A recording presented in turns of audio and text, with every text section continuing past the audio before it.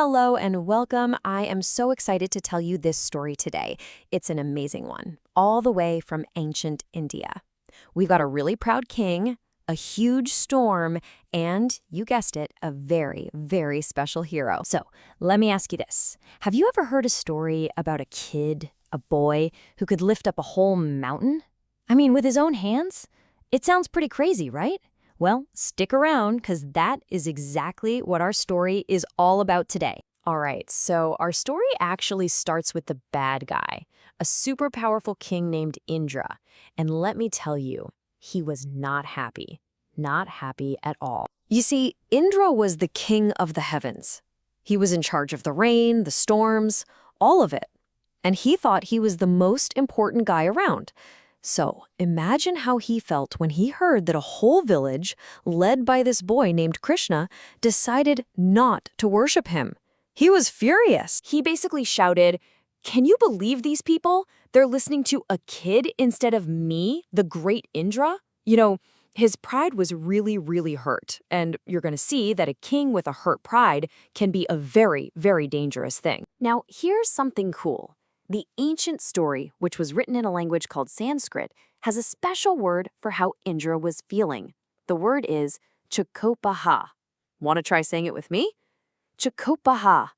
It means he wasn't just mad. Oh no, he was boiling with rage. So what do you think an all-powerful, super angry king who controls the clouds is going to do? Yup, he sends the biggest, baddest, scariest storm you can ever imagine. So Indra called on his special clouds. And here's our next Sanskrit word, Mehanam. That's the word for clouds. But these weren't your normal fluffy white clouds. No way. These were the super storm clouds, the kind you're only supposed to use at the end of the world. And just like that, the sky went completely black. Lightning cracked everywhere. The thunder was so loud it felt like the whole world was shaking. And the rain, it wasn't just rain. It was like giant pillars of water pouring down, flooding everything until you couldn't even tell where the land was anymore. The poor villagers and their animals were shivering, soaked, and absolutely terrified. The wind was howling, the rain was pounding down. They needed a hero, and they needed one right away. So what did they do? They all ran to find Krishna.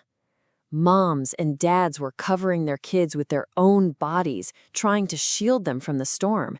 And everyone was crying out, "Krishna, Krishna, please, you have to help us. Save us." They went to him for sharanam. That's our next Sanskrit word. It means shelter or a safe place to hide when you're in danger. Let's try it. Sharanam. They knew deep down that Krishna was their only safe place, their only hope. Krishna saw how scared everyone was, and he knew he had to do something impossible. He looked at all his friends and family and made a vow to protect every single one of them. Now, Krishna knew this whole storm was just because of Indra's big, hurt ego. But he wasn't going to fight anger with more anger. No, he decided he would use his power to protect. It was time to show everyone what true strength really looks like. And then he did it. With a totally calm look on his face, he walked over to the biggest mountain nearby, Govardhana Hill. He reached down, and just as easily as you or I would pick up a little mushroom, he lifted the entire mountain up into the air with just one hand. And get this, he held that giant mountain up in the air for 7 days and 7 nights. He didn't even get tired or take a break. Can you imagine holding something that heavy for 7 whole days? Wow. And then Krishna called out to everybody, "Hey, everyone, come over here. Bring your families, bring your cows and all your animals. Get under the mountain. You're safe now. I've made us a giant mountain umbrella." Way up in the sky, King Indra was watching all of this, and his jaw just dropped. He couldn't believe his eyes. And just like that, his anger washed away. His pride was totally broken. He knew he'd lost. So he called off the storm. And this, right here, this is the most important part of the whole story. Just look at the difference between them. Indra used his power because of his pride, and he used it to hurt people.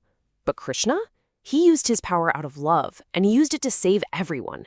See the difference? As soon as Krishna gently put the mountain back down, the clouds disappeared and the sun came out. All the people and animals came out from under the mountain, and they were laughing and cheering.